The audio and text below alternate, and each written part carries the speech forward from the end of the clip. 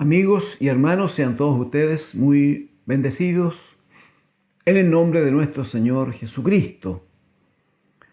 Permítanme hacerles llegar un saludo muy cariñoso, muy afectivo, en la gracia del Señor, proclamando que estos tiempos que tenemos por delante, Este año 2021 que ya se ha iniciado, creemos que será un tiempo de toda bendición en Cristo el Señor, de toda bendición.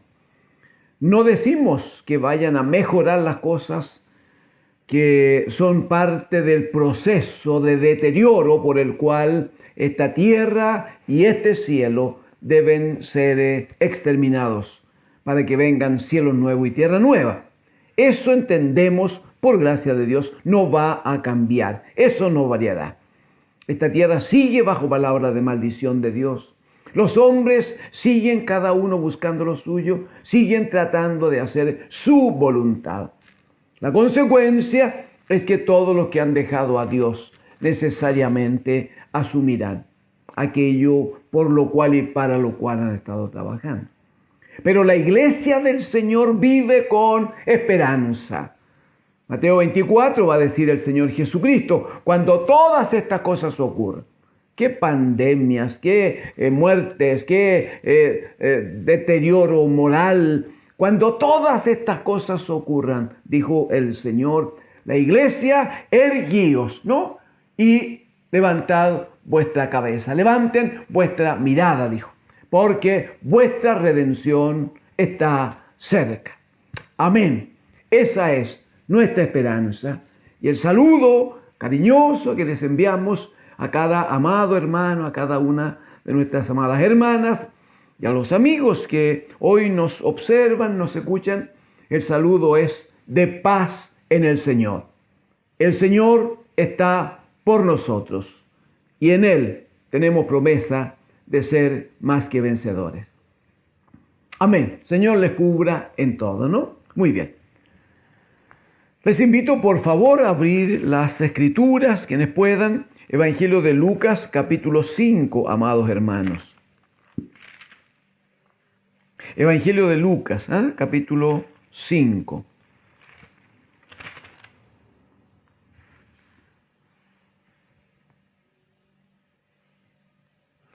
Vamos a leer desde el versículo 27 hasta el versículo 32, 27 al 32. Leo en el nombre del Señor Jesucristo.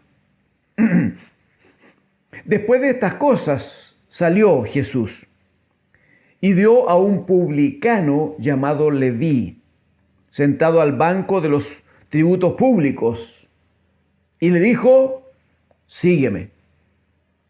Y dejándolo todo, se levantó y le siguió. Y Leví le hizo gran banquete en su casa.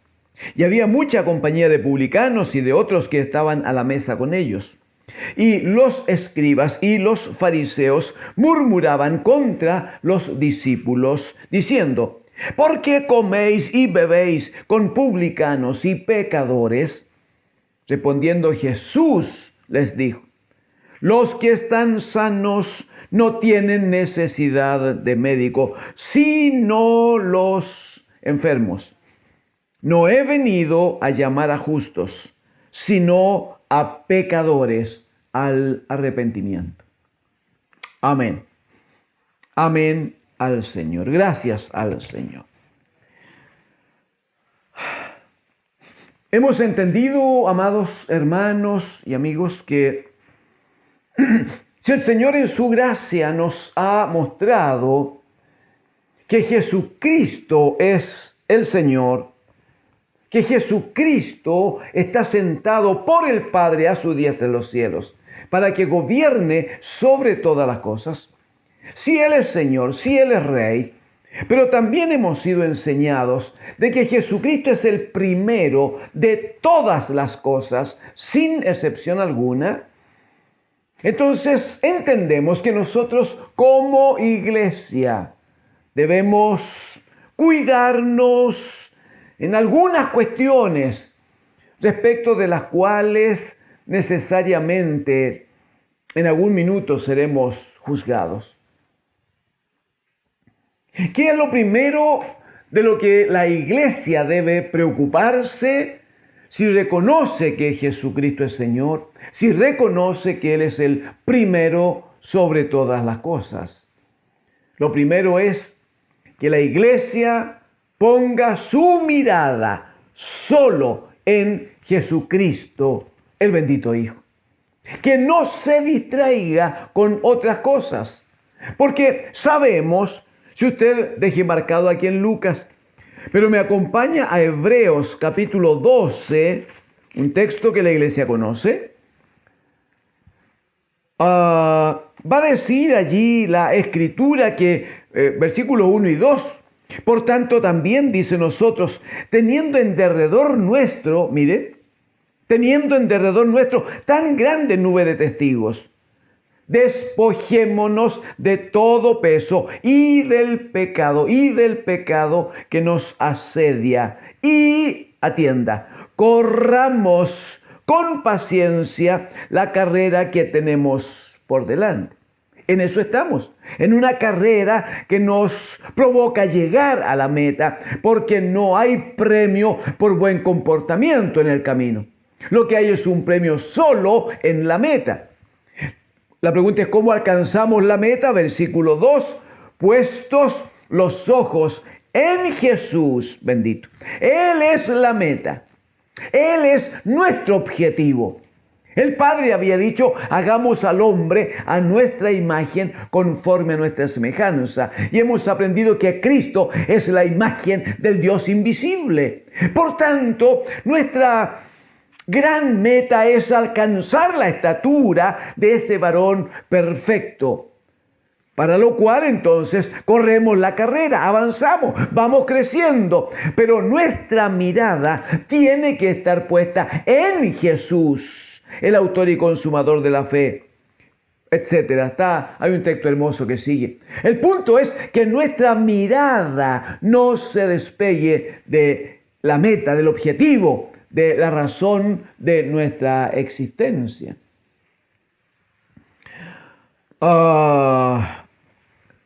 Esto es de toda necesidad, amados, porque el mismo Señor Jesucristo dijo, si alguno como discípulo, si alguno pusiere la mano sobre el arado, dice, y una vez que va en trabajo, mira hacia atrás, dice, no es apto para el reino de los cielos. ¿Y por qué se pregunta? Simplemente porque aquel que trabaja la tierra no tiene ninguna línea trazada en la tierra, no tiene demarcaciones físicas. Para él lo único que funciona es tomar el arado tirado por animales, es tomar el arado, poner su mirada puesta en la meta, fijar un punto allá a donde debe llegar, y eso permite entonces que cada surco quede muy bien hecho, quede derecho, porque su mirada no se ha desviado de su objetivo. Por eso que el Señor dice, si alguien toma el arado y empieza a mirar hacia atrás y empieza a distraerse, el surco quedará mal hecho, no se podrá trabajar bien y tendrá efectos en la siembra y después en la cosecha. Hay una palabra profética muy, muy hermosa en Isaías, hermanos, capítulo 46. Puede ser de bendición que lo compartamos. Isaías 46, le invito. Mire, por favor,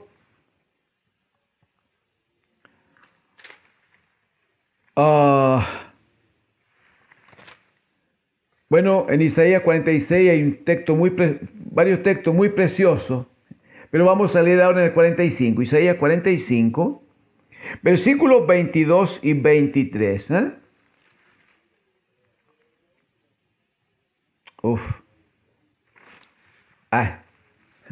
Quiero exhortarle, si puede, si el Espíritu del Señor le inspira de guía. De verdad quiero exhortarle que lea un poquito, hermano, hermana. Le va a ser de mucha bendición, va a crecer en la gracia del Señor. solo para ver si consigo activar la necesidad de ser más alimentado de la palabra. Mire, en el capítulo 45, el versículo 9, dice, ¡ay del que pleitea con su hacedor! Dice, el tiesto con los tiestos de la tierra. O sea, si va a pleitear con algo, que sea de barro con barro. Eso está diciendo, un barro contra otro barro.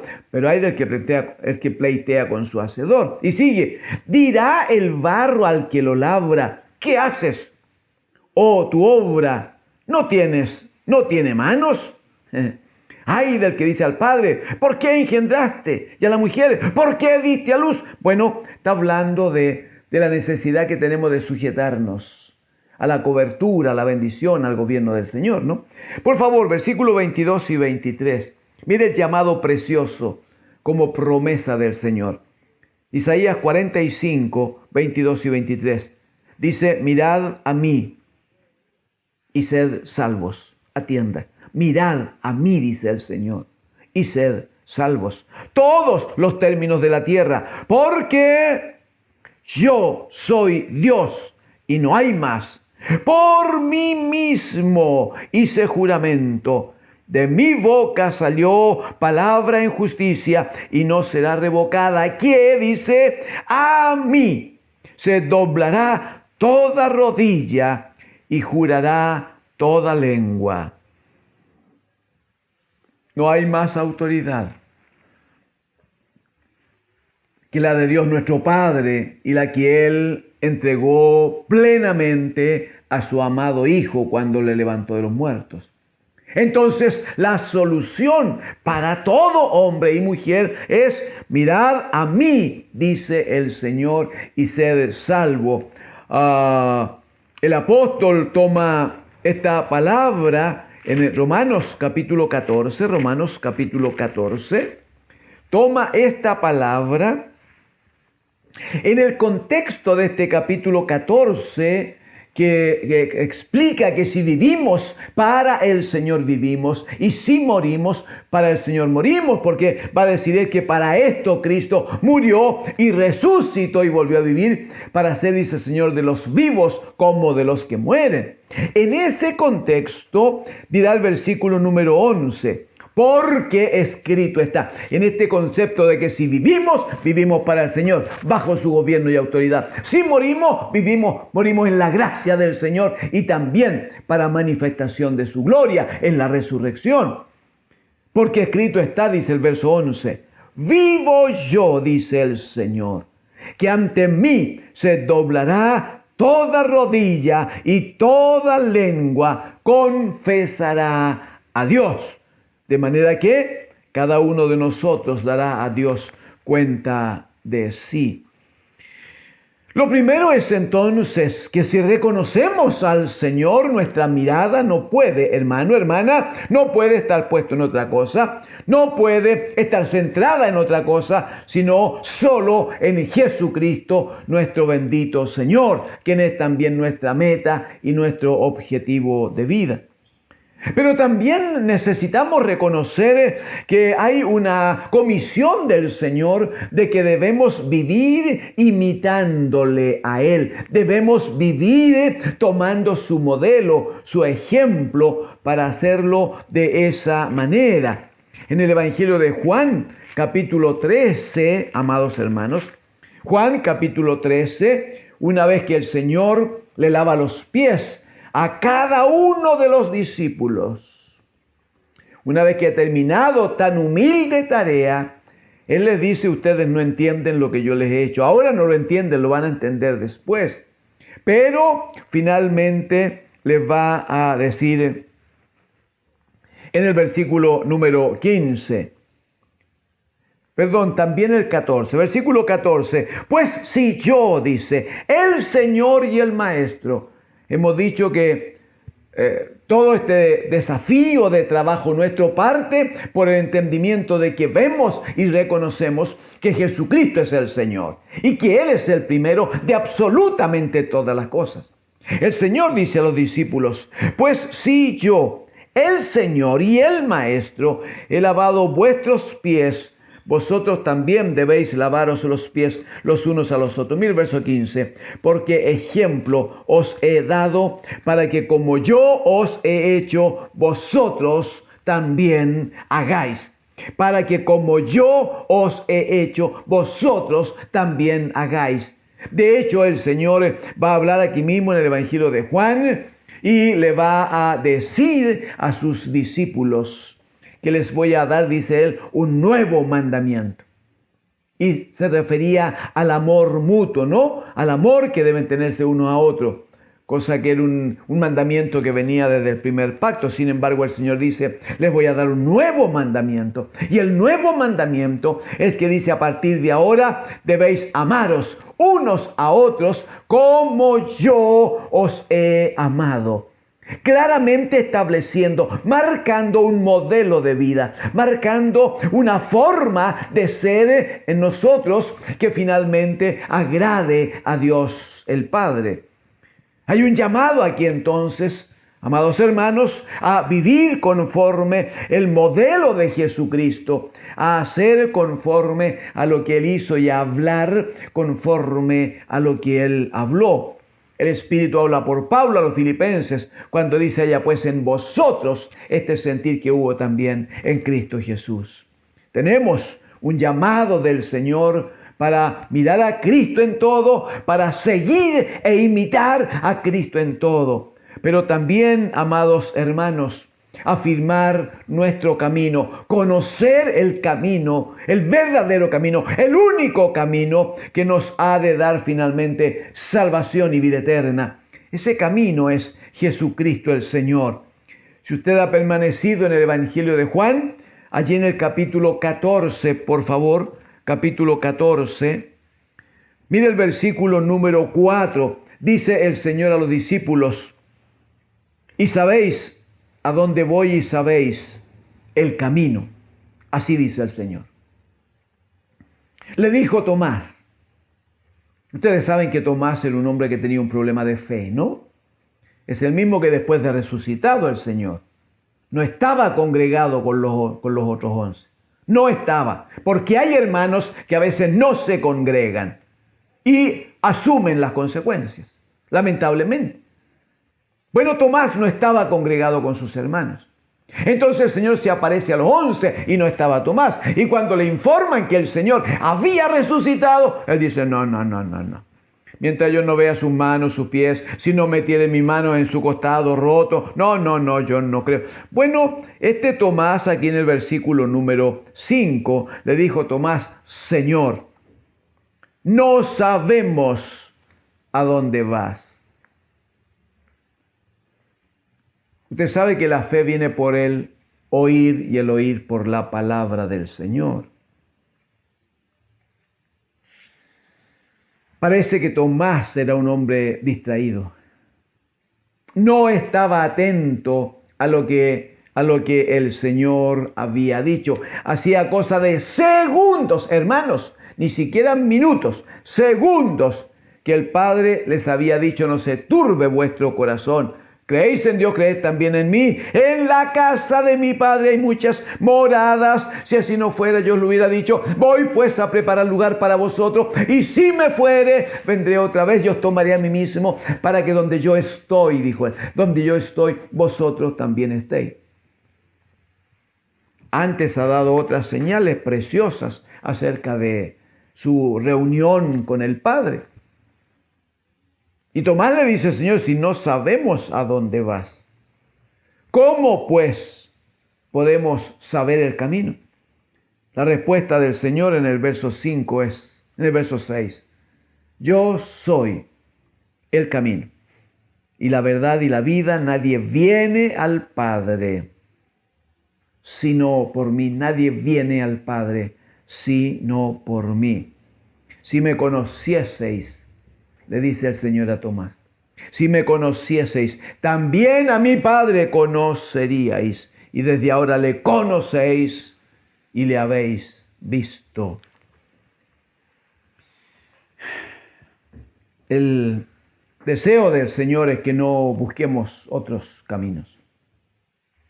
El gran llamado que hace Dios en tiempos de Jeremías, profeta de Dios que fue levantado con una palabra dura porque Israel se había apartado de Dios.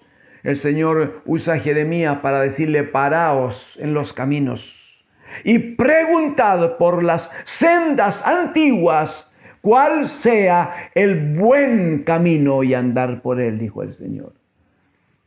Desde siempre el Señor ha querido y ha mostrado su camino, ha mostrado la única forma de acercarnos a Él, el único camino que nos acerca al Padre.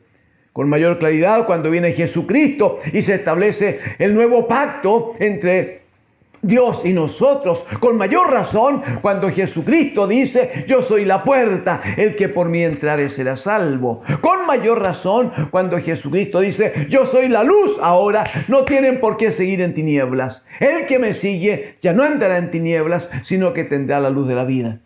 Y a Tomás le dice: yo soy Tomás.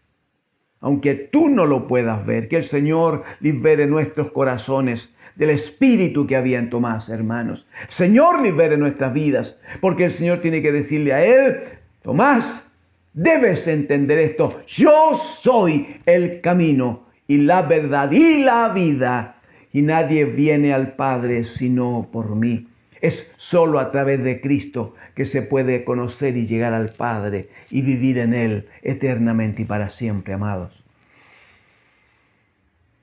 Visto de esta manera, entonces, y sabiendo la iglesia que tiene esta tan alta responsabilidad de mirar solo a Cristo el Señor, de seguir a Cristo el Señor y de afirmar su paso en el único camino que nos acerca al Padre y a su casa, entonces cobra una alta importancia esta palabra que hoy compartimos, amados hermanos. Lucas capítulo 5, verso 27. La Escritura dice que el Señor sale de un lugar y se encuentra con un hombre llamado Leví o llamado Mateo. Es el mismo, hermanos. Si algún hermano quisiera anotar o acompañarme a Mateo capítulo 9, Mateo capítulo 9, a partir del versículo 9, a partir del verso 9, va a decir: pasando Jesús de allí, vio a un hombre llamado Mateo, aquí le llama Mateo, y el que escribe es el mismo, Vio a un hombre llamado Mateo que estaba sentado al banco de los tributos públicos y le dijo: sígueme, y se levantó y le siguió. Es el mismo relato de Lucas capítulo 5, versículos 27 y 28. Pero aquí le llama Leví y allá le llama Mateo. ¿Qué pasa? Dice uno. Versículo 10, aconteció que estando él sentado a la mesa en la casa, he aquí muchos publicanos y pecadores que habían venido, se sentaron juntamente con Jesús y sus discípulos. El mismo relato de Lucas. Verso 11 aquí de Mateo 9. Cuando vieron esto los fariseos, dijeron a los discípulos: ¿por qué come vuestro maestro con los publicanos y pecadores? Al oír esto, Jesús le dijo: los sanos no tienen necesidad de médico, sino los enfermos. Id pues y aprended lo que significa: misericordia quiero y no sacrificio, porque no he venido a llamar a justos, sino a pecadores al arrepentimiento. Es el mismo relato, solo que en un escrito le llama Leví, en el otro le llama Mateo. El hombre es el mismo, que luego va a ser parte de los 12 discípulos del Señor. ¿En qué cuestiones nos parece tan importante este escrito, hermanos? Primero, algunos cuestionamientos que uno podría hacerse si uno no dependiera, no creyera en el gobierno absoluto y en la sabiduría absoluta de Dios en Cristo su Hijo. ¿Por qué tenía que llamar a Mateo? Mateo era un publicano, era un cobrador de impuestos en contra de su pueblo y en favor de los romanos. Era un hombre odiado por todos. A eso agréguele que si él decidió o eligió ese tipo de trabajo es porque amaba el dinero, amaba la riqueza. ¿Y cómo es que el Señor entonces elige a ese hombre, llama a ese hombre para decirle: sígueme, y hacerlo su discípulo? Si nosotros tuviéramos que buscar a alguien, ¿a quién buscaríamos? Si queremos trabajar con alguien, ¿a quién buscamos?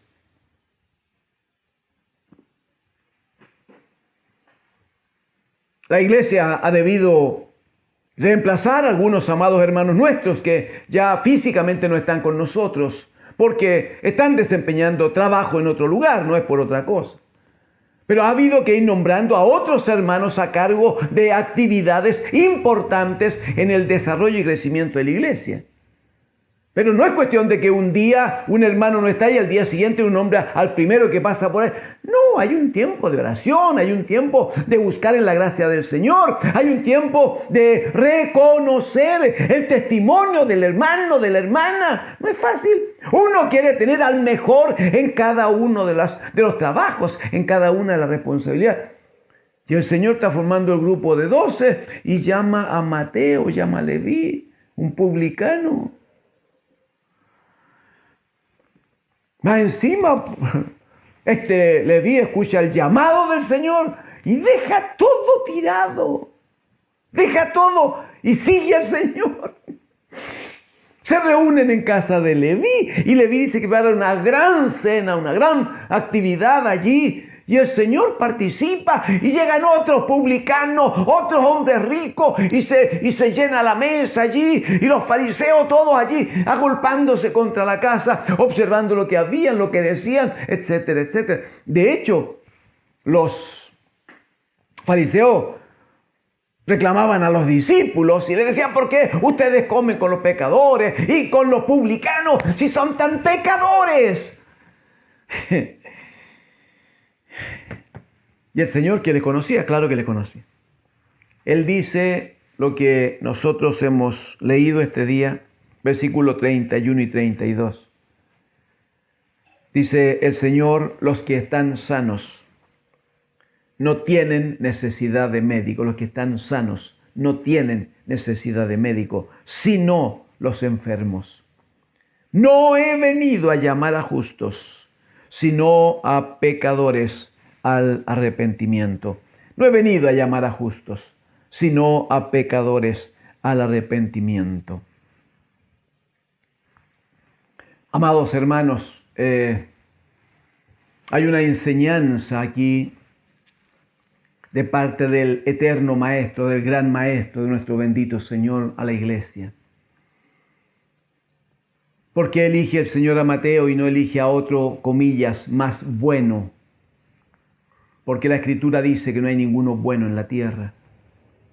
Porque hay pecados, hay situaciones que a nosotros nos parecen más graves unas que otras. Más como que el pecado es más grande, como que el pecado es más negro en una circunstancia que en otra.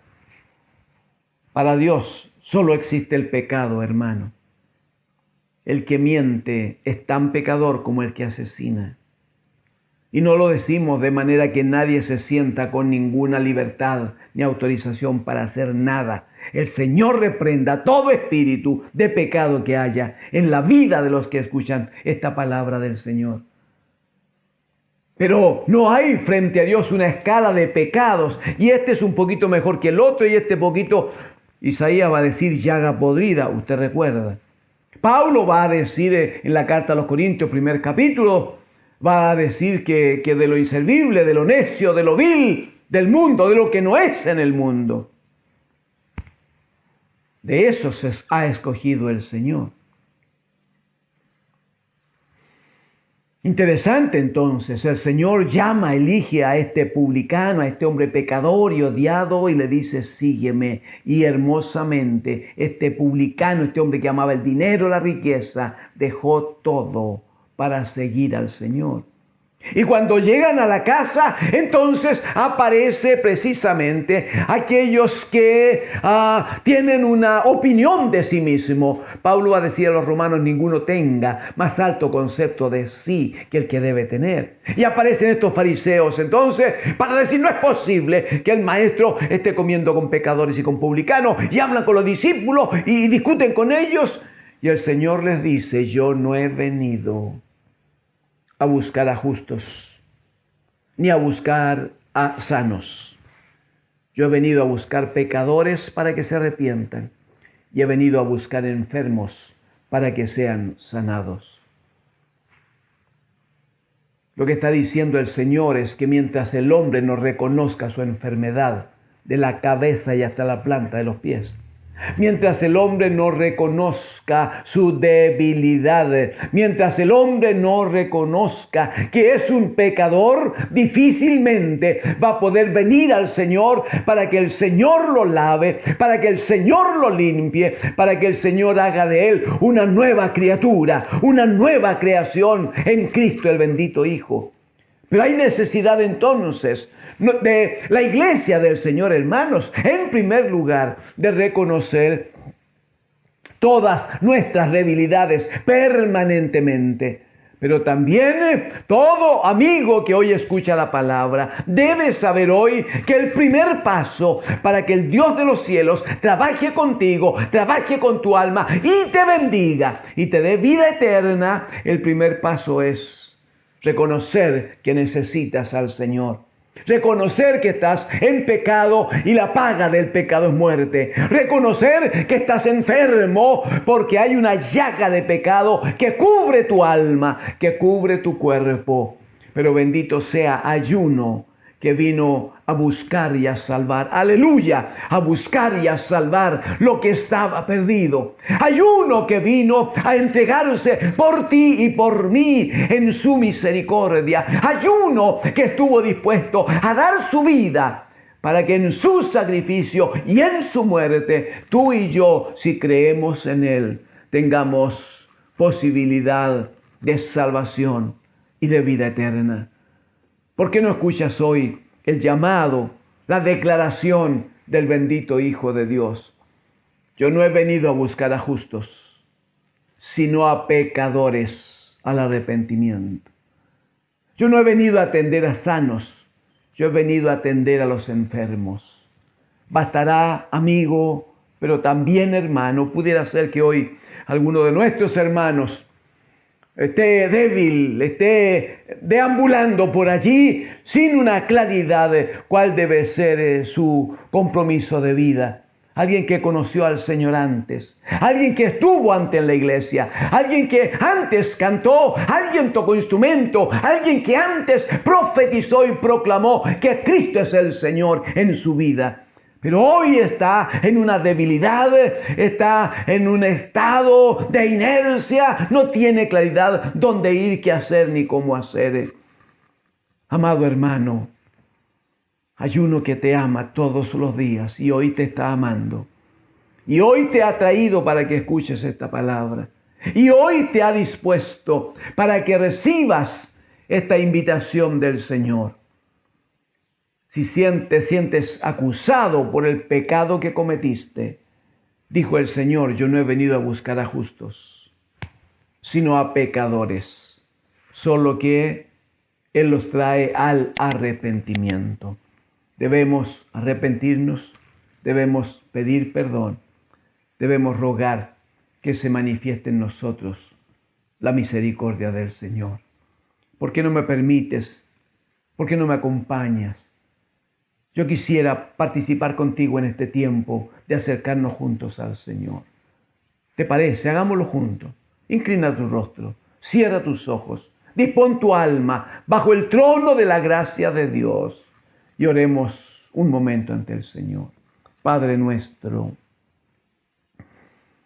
bendito Dios y Señor del cielo y de la tierra, nos presentamos hoy, Señor, con estos amigos, Señor, que hoy han entendido, han recibido tu palabra, Señor, y reconocen que te necesitan. Padre, hay debilidad en nuestras vidas. Padre, el pecado nos ha dañado, el pecado nos ha afectado, Señor. Ruego en el nombre de Jesús que permitas que ahora mismo la acción de tu Espíritu Santo ponga luz, ponga claridad en la vida de cada uno de los amigos, damas y varones, que ahora, Señor, están junto a mí, viniendo ante tu presencia a rogar misericordia. En el nombre de Jesús, Padre, recíbales en esta hora. Ilumine su alma con su presencia y señáleles, Señor, el camino a seguir a partir de este día.